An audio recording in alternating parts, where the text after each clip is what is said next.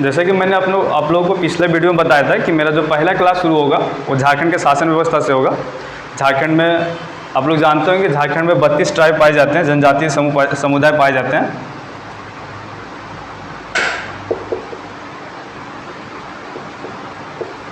ठीक है, 32 जनजातीय समुदाय में से 6 जनजातीय समुदाय काफ़ी इंपॉर्टेंस रखते हैं जेपीएससी के लिए और जेएसएससी के लिए, क्योंकि ज़्यादातर क्वेश्चन इन्हीं जनजातीय समुदाय से आते हैं। इसमें से जो पहला जनजातीय समुदाय है वो है मुंडा, दूसरा मेरा हो जाता है उराव, दूसरा नागवंशी,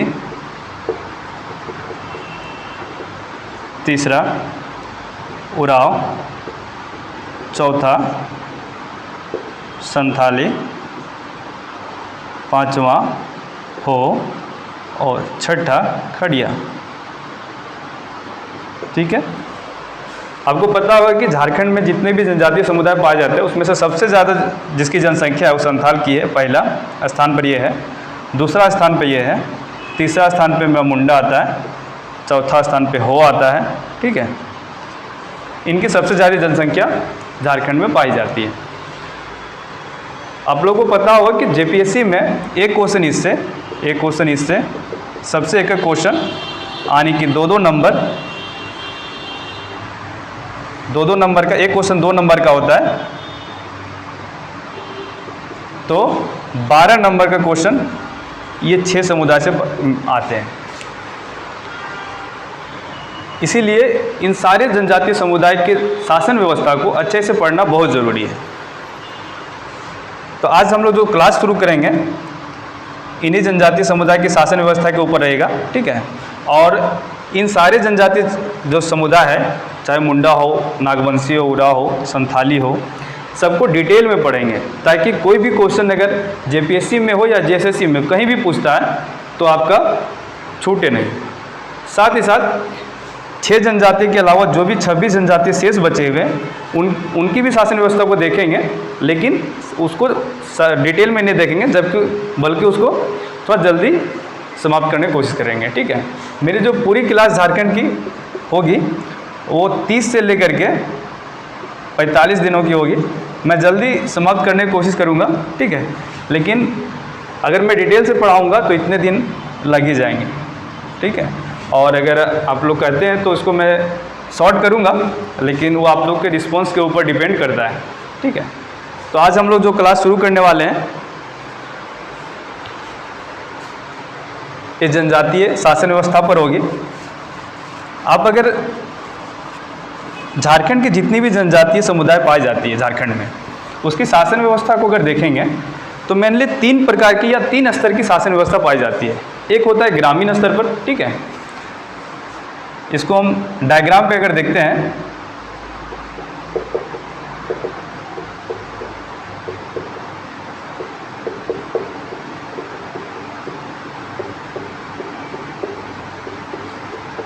इसको अगर देखते हैं शासन व्यवस्था को, तो ये 3 स्तर पे पाया जाता है। पहला जो स्तर होता है वो ग्रामीण स्तर होता है, इसको ग्राम सभा भी बोलते हैं। दूसरा होता है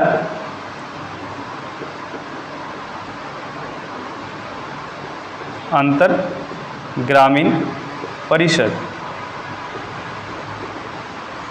इसे क्षेत्रीय परिषद भी कहते हैं। ठीक है, और तीसरा होता है संपूर्ण समुदाय के स्तर पर।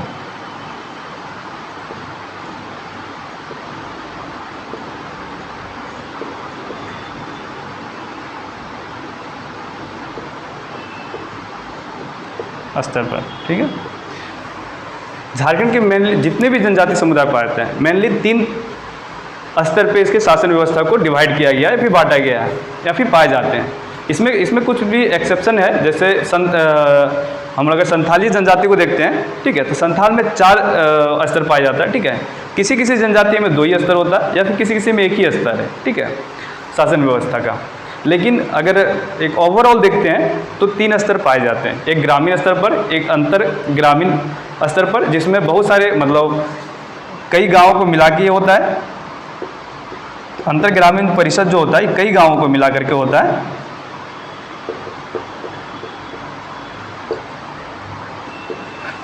और एक होता है संपूर्ण समुदाय के स्तर पर, जैसे मुंडा है तो मुंडा का संपूर्ण समुदाय के स्तर पर एक शासन व्यवस्था पाया जाएगा, जिसको मुंडा संघ भी बोला जाता है, ठीक है।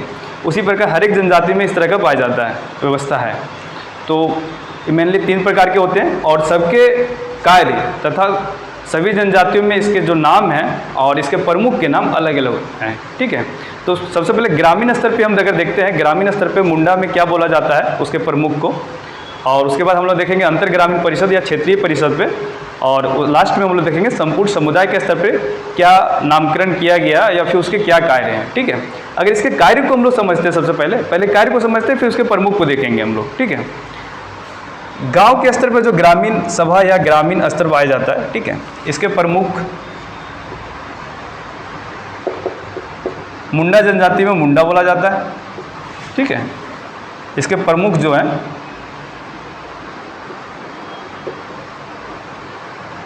प्रमुख इधर जनजाति है, ठीक है। मुंडा जनजाति में मुंडा बोला जाता है, ठीक है। उराव की बात करें तो ग्रामीण स्तर पर इसको महतो बोलते हैं, ठीक है। संथाल जनजाति की बात करते हैं तो यहाँ पे मांझी बोला जाता है। हो जनजाति की बात करते हैं तो यहाँ पे मुंडा बोला जाता है। और खड़िया जनजाति की बात करते हैं तो इसको सोहोर बोलते हैं, ठीक है। कोई भी मामला गांव के स्तर पर अगर कोई विवाद उठता है, ठीक है, कोई भी विवाद अगर गांव के स्तर पर होता है तो सबसे पहले यह मुंडा के स्तर पर जाता है, मतलब ग्रामीण सभा बैठती है, ठीक है। वहाँ पे मुंडा और इसके सहयोगी, मुंडा एवं इसके सहयोगी,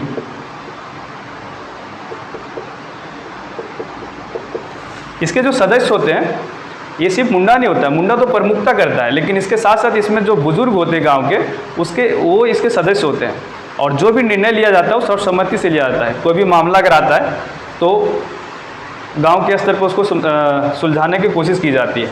अगर निर्णय लिया गया और जो भी दंड या फिर जुर्माना अगर दिया गया किसी को, कोई भी अपराध अगर किया है और उसको कोई दंड या जुर्माना दिया गया, अगर उसको ये स्वीकार नहीं है, उस निर्णय से वो अगर वो खुश नहीं है या फिर उससे सहमत नहीं है, तो वो इसके आदेश को यहाँ पे अंतर ग्रामीण परिषद या क्षेत्रीय परिषद में आकर के लाता है, मतलब यहाँ पे आके अपना अर्जी देता है, ठीक है। क्षेत्रीय परिषद क्या करती है, मुंडा के जो भी निर्णय है उसको उसकी समीक्षा करती है और फिर ये अपना निर्णय सुनाती है, ठीक है। यहाँ पे जो इसके जो सदस्य होते हैं ये विभिन्न गांवों के प्रमुखों से मिलके बनता है, विभिन्न गांवों के प्रमुख, ठीक है। इन सभी का जो समुदाय होता है वही अंतर ग्रामीण परिषद या क्षेत्रीय परिषद होता है, और ये मुंडा के निर्णयों का समीक्षा करता है और जो निर्णय ये देता है, ठीक है, अगर उससे भी अगर वो अपराधी जो है वो अगर संतुष्ट नहीं होता है तो वह संपूर्ण समुदाय के स्तर पे जो पाया जाता है व्यवस्था, वहाँ पे आकर के अर्जी देता है, ठीक है। यहाँ पे एक बात ध्यान देना है कि जो निर्णय संपूर्ण समुदाय के स्तर पर जो व्यवस्था है वो लेगी, वो सबके लिए सर्वसम्मति होगी। मतलब यहाँ पे आपके पास कोई चॉइस नहीं है कि आप इसको डिनाई कर सकते हैं, आपको जो भी निर्णय लिया जाएगा उसको मानना जरूरी है, ठीक है। तो यहाँ पे हम लोग सबसे पहले विभिन्न ग्रामीण स्तर पर विभिन्न जनजातीय समुदाय और उसके प्रमुख को क्या बोला जाता है वो देख लिए, ठीक है। अब इसको हम लोग देखते हैं अंतर ग्रामीण परिषद पे क्या बोला जाता है और उसके प्रमुख को क्या बोला जाता है, ठीक है। तो इसको अभी मिटा देते हैं, इसको लिख लिया, ठीक है।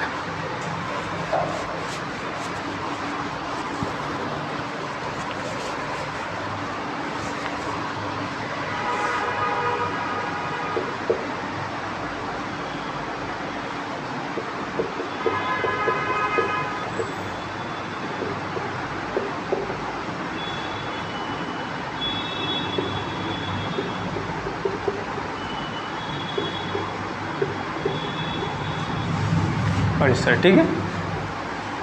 इधर जनजातीय, एक चार्ट बनाओ, इधर जनजातीय का नाम होगा, ठीक है। उसके बाद इसका नाम होगा, जो व्यवस्था है क्षेत्रीय परिषद का नाम होगा,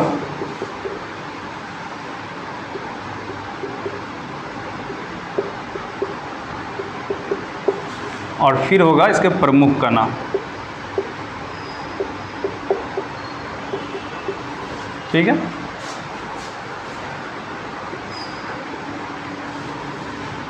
पहला जनजाति मुंडा है,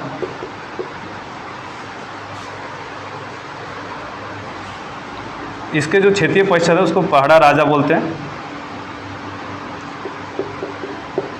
इसके प्रमुख को भी पहाड़ा राजा बोलते हैं। दूसरी जनजाति उराव है, इसके प्रमुख को भी पहाड़ा राजा और प्रमुख को पहाड़ा राजा ही बोलते हैं, ठीक है। तीसरी जनजाति जो है वो हो है, हो में इसको मानकी पीढ़ बोलते हैं,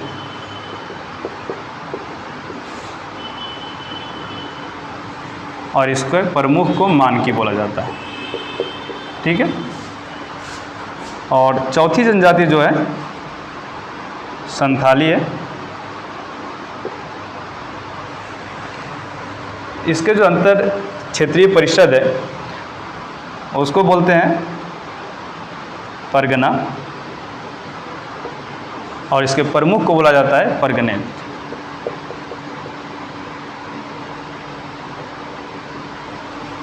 ठीक है। और लास्ट है खड़िया जनजाति,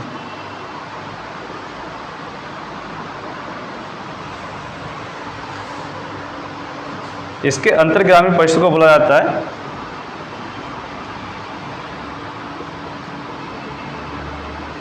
ढोकलो, और इसके प्रमुख को भी ढोकलो बोला जाता है, ठीक है। इसको नोट डाउन कर लो।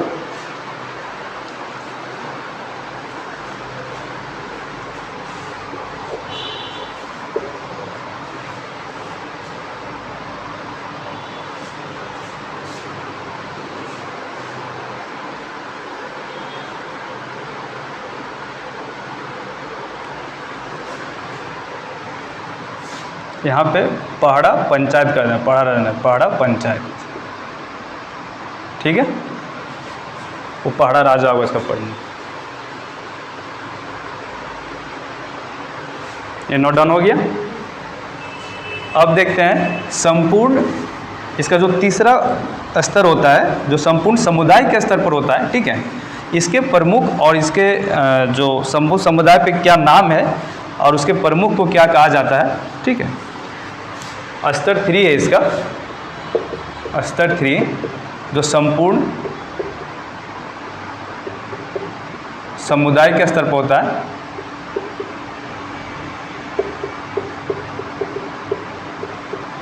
स्तर पर होता है, इसको देखेंगे। उसी तरह यहाँ पे एक तरफ जनजातीय समुदाय का नाम रहेगा, इस व्यवस्था का नाम रहेगा,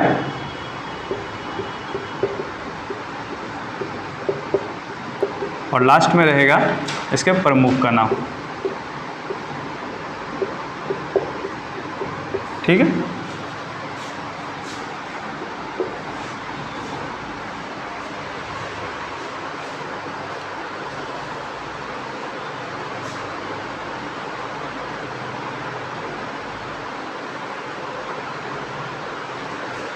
पहला जो जनजाति है यह है मुंडा, इसके व्यवस्था जो बोला जाता है संपूर्ण जनजाति पे वो मुंडा संघ कहलाता है, और इसके जो प्रमुख है वो कहलाते हैं दिसुम मुंडा राजा, दिसुम मुंडा राजा, ठीक है। ये मुंडा की सर्वोच्च संस्था है, प्रशासनिक संस्था है, और इसके निर्णय अंतिम होते हैं, ठीक है। और जो भी फरियादी होते हैं उनको ये निर्णय मान्य होता है, ठीक है। दूसरा है उराव, इसको राजी पहाड़ा बोलते हैं, और इसके प्रमुख को भी राजी पहाड़ा बोलते हैं।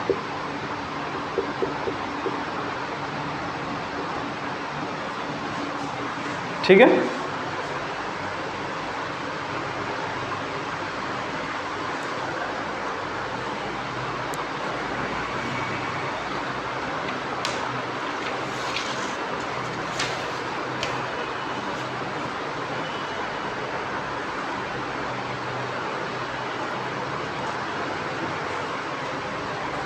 तीसरी जो जनजाति है हो, इसके व्यवस्था को मानकी संघ बोलते हैं, मानकी संघ। ठीक है। और इसके जो प्रशासनिक प्रमुख होते हैं वो मानकी राजा कहलाते हैं।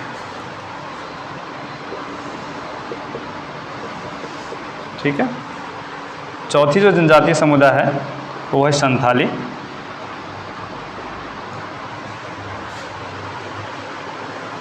और इसके जो व्यवस्था है वो है दिसुम परगना, दिसुम परगना। और इसके प्रमुख को कहा जाता है दिसुम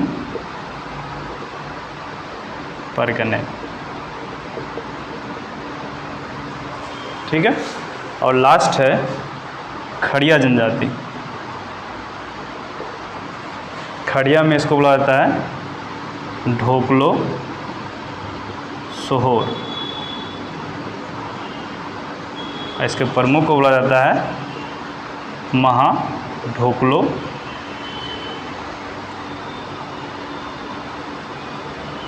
सोहोर।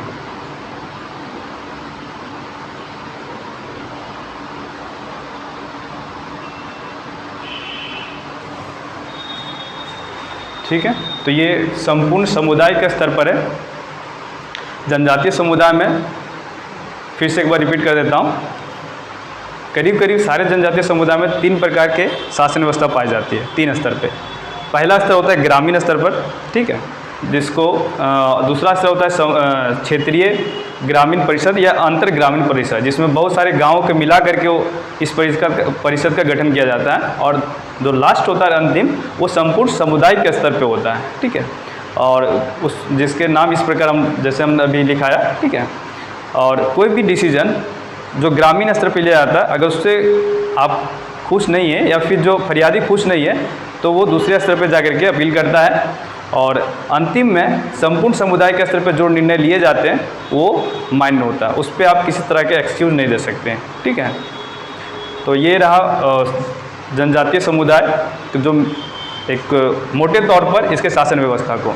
अब हम लोग प्रत्येक जनजातीय समुदाय के शासन व्यवस्था को देखेंगे। जैसे मुंडा के शासन व्यवस्था को देखेंगे अलग से, उराव के भी देखेंगे, हो, संथाली, नागवंशी और खड़िया।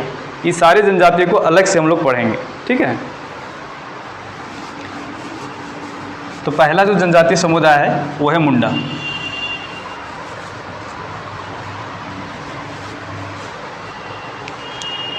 आज हम लोग मुंडा जनजाति को पढ़ेंगे। मुंडा की सिर्फ शास्त्रीय व्यवस्था को नहीं पढ़ेंगे, बल्कि इसके कल्चर को भी देखेंगे, इसके कुछ अपने जो सांस्कृतिक या जो स्थिति है उसको भी जानेंगे मुंडा की। ठीक है। पहली बात तो मुंडा का अर्थ क्या होता है? मुंडा का अर्थ होता है प्रतिष्ठित व्यक्ति, प्रतिष्ठित या धनी व्यक्ति, ये मुंडा का अर्थ है। ठीक है। दूसरी बात, मुंडा अपने आप को होड़को बोलता है। मुंडा जनजातीय समुदाय के लोग जो होते हैं अपने आप को होड़को बोलते हैं। इसका अर्थ होता है मनुष्य। ठीक है। ये जो भाषा का प्रयोग करते हैं या फिर इसके जो प्रजाति, जिस प्रजाति से बिलोंग करते हैं, इनकी प्रजाति के बारे में अगर देखें तो ये प्रोटो एस्ट्रोलॉयड है, प्रोटो एस्ट्रोलॉयड, ठीक है। और इसकी भाषा जो है ऑस्ट्रो एशियाटिक है, ऑस्ट्रो एशियाटिक समूह की मुंडारी भाषा,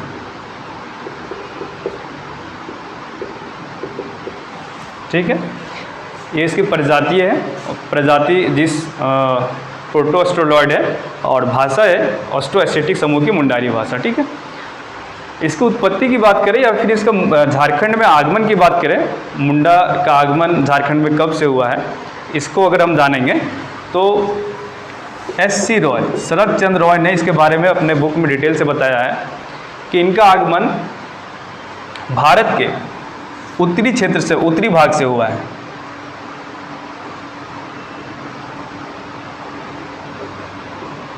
भारत के ये जो क्षेत्र है उत्तरी भाग, यहाँ से होते हुए ये झारखंड में प्रवेश करते हैं। यूपी के आजमगढ़, यूपी के आजमगढ़ होते हुए मुंडा जनजातीय समुदाय जो है वो झारखंड में आते हैं, ठीक है, करीब करीब 1500 BC के आसपास में। झारखंड में आने के बाद मुंडा जनजातीय समुदाय जो है वो दो भागों में बढ़ जाता है। जैसे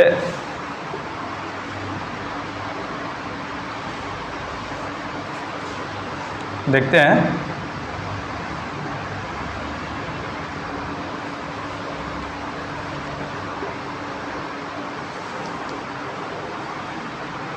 जब झारखंड में मुंडा जनजाति का प्रवेश होता है तो ये झारखंड, आप लोग जानते होंगे कि झारखंड में वृक्षों का काफ़ी महत्व है, या फिर वृक्ष बहुत सारे, मतलब जंगल से भरा हुआ क्षेत्र था झारखंड, ठीक है।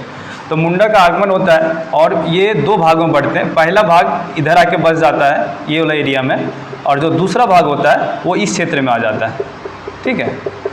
जो यहाँ पे बसते हैं वो मुंडा कहलाते हैं। मेनली ये खूंटी होता है, रांची,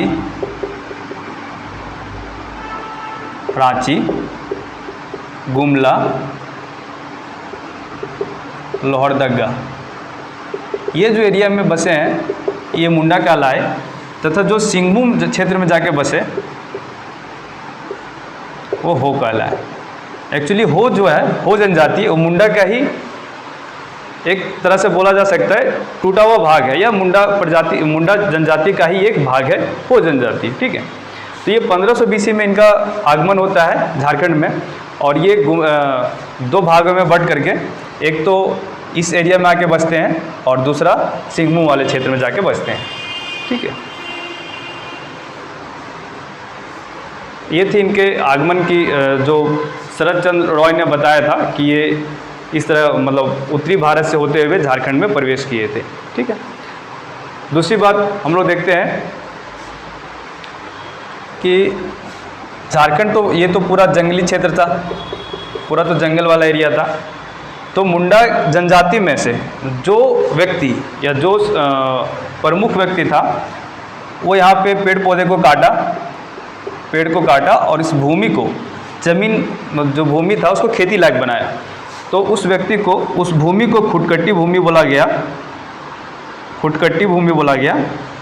और जिसने भूमि को साफ किया और खेती लायक बनाया उसे खुटकट्टीदार बोला गया।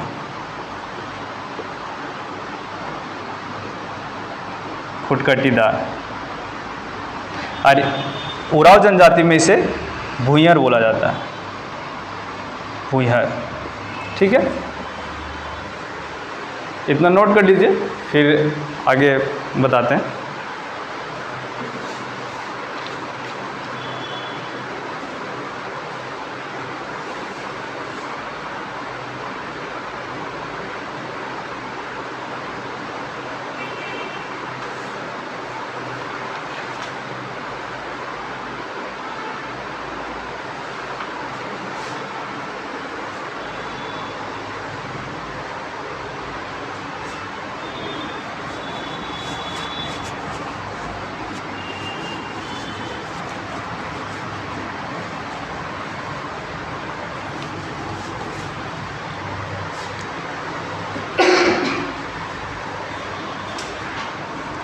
मुंडा जनजाति झारखंड के निर्माण में बहुत अहम भूमिका निभाया है। ठीक है, ऐसा माना जाता है कि झारखंड के निर्माण की प्रक्रिया मुंडा जनजातियों ने ही प्रारंभ की थी।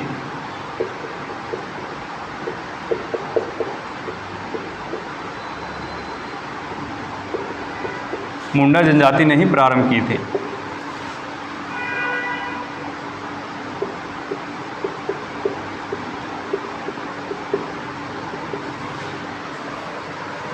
मुंडाओं का एक नेता था जिसका नाम था ऋषा मुंडा।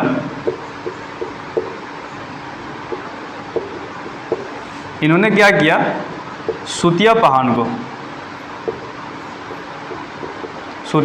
को मुंडाओं का राजा घोषित किया।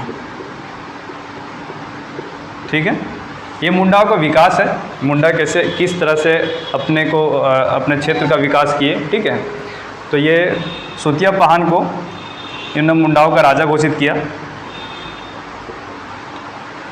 सुतिया पहान ने पूरे छोटा नागपुर को एक प्रशासनिक क्षेत्र में बांटने की कोशिश की। इसके लिए सुतिया पहान ने सबसे पहले इस जो झारखंड क्षेत्र था उसका नामकरण किया, नामकरण रखा सुतिया नागखंड, इसका नाम रखा। ठीक है, और अपने क्षेत्र को यानी कि छोटा नागपुर को 7 गढ़ एवं 21 परगना में बांटा। ठीक है, ये किसने बांटा था? सुतिया नागखंड ने। ये क्वेश्चन पूछता है कि सुतिया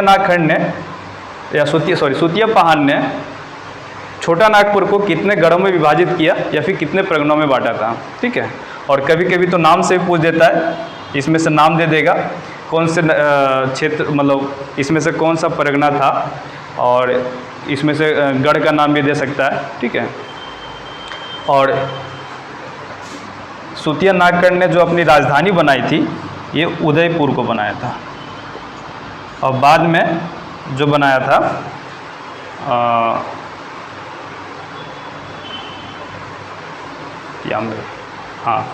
जो बाद में अपनी राजधानी को चेंज किया वो सुतियांबे था।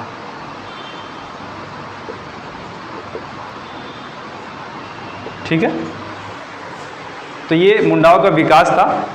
और इसमें से एक पॉइंट और बच गया है कि मुंडाओं का अंतिम राजा कौन था? मुंडाओं का अंतिम राजा था मदरा मुंडा।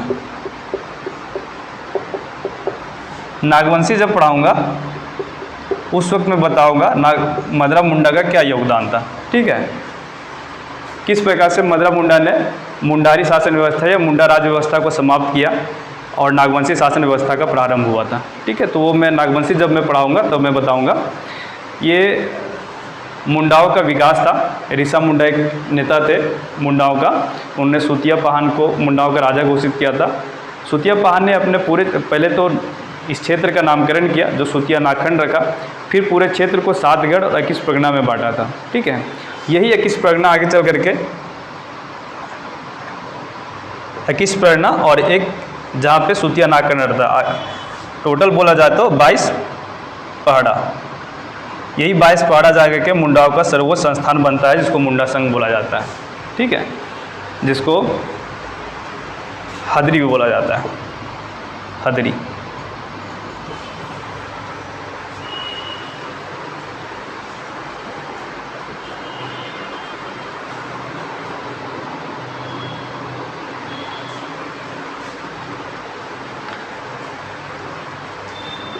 वीडियो बहुत लंबा हो रहा है, इसलिए मैं मुंडा का जो शासन व्यवस्था है उसको नेक्स्ट वीडियो में पढ़ाऊंगा। ठीक है, और आज के लिए बस इतना ही। Thank you.